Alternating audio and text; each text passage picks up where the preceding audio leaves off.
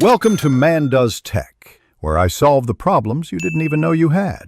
In this video, I will explain how to make delicious salad noodles, an easy guide for a healthy meal. First, let's gather our tools. For the best results, select firm vegetables such as zucchini, carrots, or cucumbers.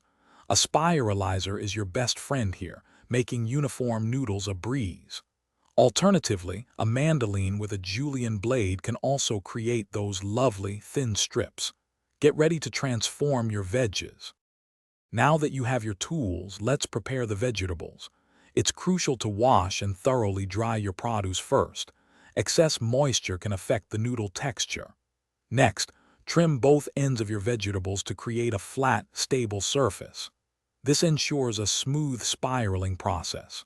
For longer items like zucchini, cut them into manageable 3 to 6 inch sections. This makes them easier to handle and spiral efficiently.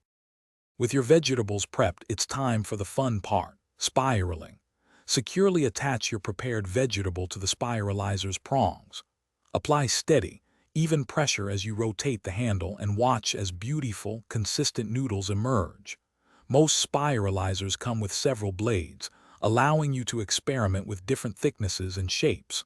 Try a thin spaghetti-like noodle or a wider fettuccine style. It's all about your preference. Once your salad noodles are ready, it's time to enjoy them. For the best texture, toss your fresh noodles with your favorite dressing immediately before serving. If you have any leftover, store unused vegetable noodles in an airtight container in the refrigerator. They will stay fresh for up to 3 days.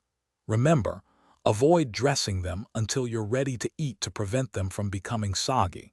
Enjoy your healthy creation. Thanks for watching.